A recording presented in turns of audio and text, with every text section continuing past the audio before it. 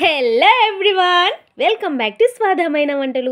ఇవాళ వీడియోలో పూరీలోకి ఇన్స్టెంట్ బొంబాయి చట్నీ రెసిపీ ఎలా చేసుకోవాలి అనేది నేను మీకు చూపించబోతున్నాను. సో ఈ వీడియోని ఎండ్ వరకు స్కిప్ చేయకుండా చూడండి. అలాగే మన ఛానల్ని లైక్ చేయండి, షేర్ చేయండి, సబ్స్క్రైబ్ చేసేసుకోండి. అలాగే కామెంట్ బాక్స్లో కామెంట్స్ చేయండి.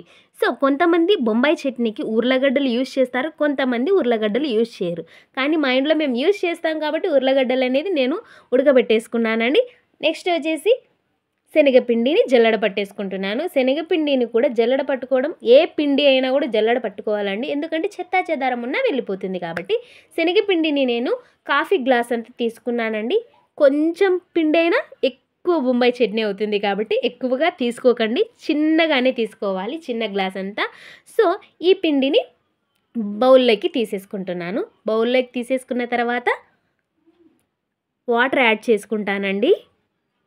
ఇలా పిండిని బౌల్లో తీసుకున్న తర్వాత నీళ్ళు యాడ్ చేసుకొని పిండిని నానబెట్టేసుకోవాలండి. పిండిని ఎందుకు నానబెట్టుకోవాలి అనేది నేను వీడియో ఎండ్లో చెప్తానమాట. సో వీడియోని ఎండ్ వరకు చూడండి. అలాగే ఇప్పుడు పచ్చిమిర్చి, ఎర్రగడ్డ, టొమాటో, కొత్తిమీర కొంచెంగా తీసుకుంటున్నానండి. ఇప్పుడు ఫస్ట్గా ఎర్రగడ్డని తుప్ప తీసేసుకొని నీట్గా కట్ చేసుకోవాలి. ఇక్కడే నేను చాలా పల్చగానే కట్ చేసుకుంటున్నానండి, ఎందుకంటే ఏదైనా కట్ చేసేటప్పుడు అదేంటో నా మనసుకి ఏంటో అది అర్థం కాదు, కానీ కట్ చేసేటప్పుడు నాకు తృప్తిగా అనిపించాలి మనసుకు. ఇది పర్ఫెక్ట్గా వస్తుంది, నేను అనుకునేలాగే వస్తుంది అని అనుకునేంతలాగా కట్ చేసుకుంటా అనమాట. నేను ఆనియన్స్ని కానీ ఏదైనా కానీ నీట్గా ఉండాలి. చూసారు కదా, నేను ఇక్కడైతే ఈ విధంగా కట్ చేసుకుంటున్నానండి. చిన్న చిన్న ముక్కలుగా కట్ చేసుకోకండి, ఎందుకంటే మనము పొడవుగా కట్ చేసుకుంటే మనం పూరి తినేటప్పుడు కూడా ఆ ఎర్రగడ్డ అనేది మన పంటి కింద పడితే చాలా టేస్టీగా ఉంటుందన్నమాట. చిన్న చిన్నగా అయితే అవి పంటి కింద పడినట్టు కూడా అనిపించాయి, కాబట్టి పొడవుగానే కట్ చేసుకోవాలండి. ఇలా ఎర్రగడ్డలు కట్ చేసుకొని ఇప్పుడు పచ్చిమిర్చిని కట్ చేసుకోవాలి. పచ్చిమిర్చిని కూడా ఒకే 2 పీసుల్లాగా మాత్రమే చేసుకోండి, ఎందుకంటే మా ఊర్లో పచ్చిమిర్చి చాలా కారంగా ఉంది కాబట్టి నేను తక్కువగా తీసుకున్నాను. మీరు ఎంత కారం తినగలుగుతారో అంత వేసుకోండి, మరీ ఎక్కువగా ఉన్నా కూడా బాగుండదు కాబట్టి తక్కువగానే తీసుకోండి. నెక్స్ట్ ఇప్పుడు టమాటోని కట్ చేసుకోవాలి.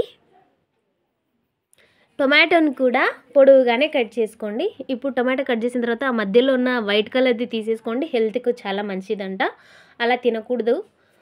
సో మా ఇంట్లో ఏంటంటే మ్యాక్సిమం అన్నీ మేము అంటే ఆనియన్స్ని కానీ టొమాటోని కానీ పొడవుగానే కట్ చేసుకుంటాము, చిన్న చిన్న ముక్కలుగా కట్ చేసుకోమండి.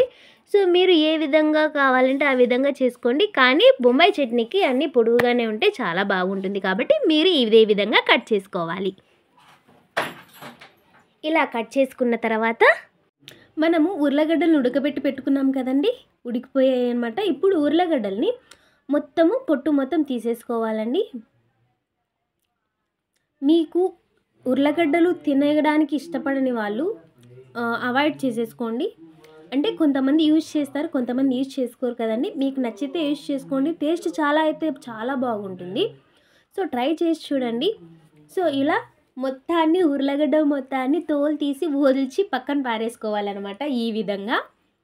ఇప్పుడు ఒక ప్లేట్లోకి తీసుకొని చేత్తోనే మనము పిండి స్మాష్ చేసుకోవచ్చండి, కానీ చాలా వేడిగా ఉన్నాయి కాబట్టి నేను వీటిని కత్తితోనే కట్ చేసుకుంటున్నాను అనమాట.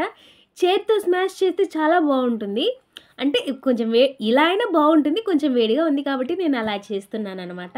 చేత్తో స్మాష్ చేస్తే ముద్దగా చాలా బాగా వస్తుందన్నమాట.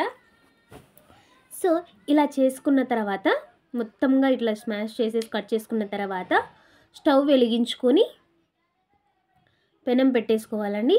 పెనం పెట్టేసి అందులోకి ఒక 1/2 గరిట నూనె వేసుకున్నాను.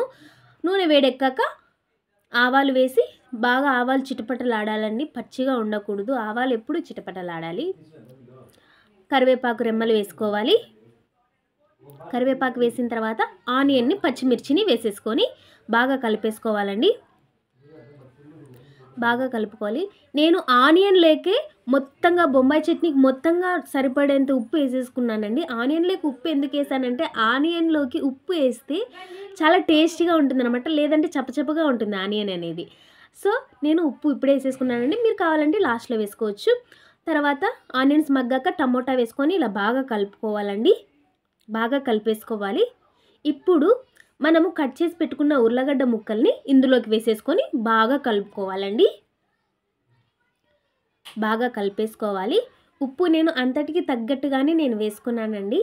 స్టార్టింగ్లోనే వేసుకున్నాను. ఎప్పుడు ఏదైనా కానీ నాకు అలా స్టార్టింగ్లో వేసుకోవడం కొంచెం అలవాటు అయిపోయింది కాబట్టి నేను ఇప్పుడే వేసుకున్నాను అనమాట. సో మీరు కూడా చూసుకొని ఇప్పుడు వేసుకున్నా పర్లేదు, తర్వాత వేసుకున్నా పర్వాలేదండి. ఇప్పుడు ఇలా అయిన తర్వాత మనము శనగపిండి నానబెట్టి పెట్టుకున్నాం కదండి. ఎందుకు లాస్ట్లో చెప్తున్నాను అని చెప్పానంటే, చూసారు కదా మనము యాక్చువల్గా ఏంటంటే కొంతమంది తిరుగుమాత పెట్టుకున్నాక వాటర్ వేసేసి దానిలోకి పిండి డైరెక్ట్గా వేస్తుంటారండి. అలా వేయకూడదు. అలా వేయడం వల్ల ఏంటంటే పిండి ఉంటలుగా కట్టుకుంటుంది. అంటే ఇట్లా చిన్న చిన్న పిండి ఉంటల్లాగా అవుతుంది. అట్లా ఉంటే బొంబాయి చట్నీ మొత్తం ఉంటలుగానే ఉంటుంది, పిండిగా తినడానికి అవ్వదు. కాబట్టి మనం ముందే శనగపిండి నానబెట్టుకుంటే ఎక్కడే కానీ పిండి ఉంట ఎక్కడ కనిపించలేదు చూడండి. మొత్తంగా అసలు నేను వాటర్ వేసి పెట్టేశాను అంతే, కలపలేదు.